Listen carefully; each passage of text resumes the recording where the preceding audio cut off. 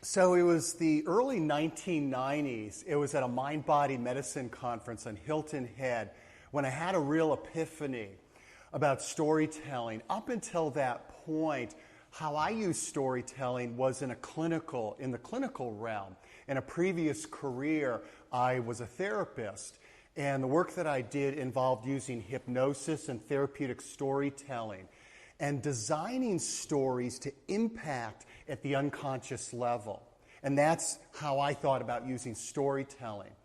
But when I saw a man dying on stage, it hit me about a whole different application. Now, I don't mean obviously literally dying, but how many of you have ever given a presentation? How many of you felt like you were dying on stage? Yes, that all too unpleasant experience. This was an icon in the field and a very dynamic person who was really passionate about his topic, but he was still bombing.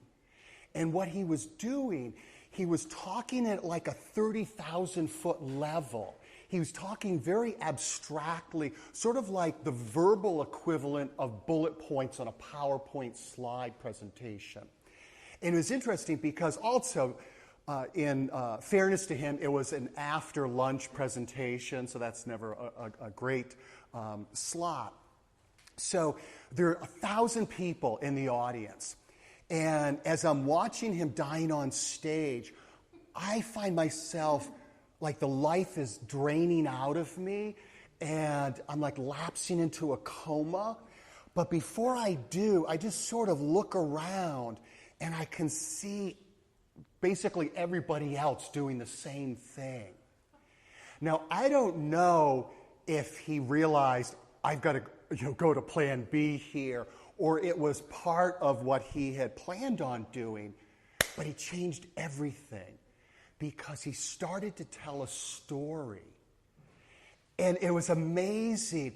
I felt like I rose from the dead, like coming up out of my chair, like, oh, cool, a story. And I looked around, and I could see other people in the audience come to life. And I was thinking, that's the power of storytelling. And so one of the many ways of using storytelling to become a more compelling communicator is when you have the opportunity to speak in front of a group, to start off with a story. Now, let me ask you this. Why did I tell you that particular story?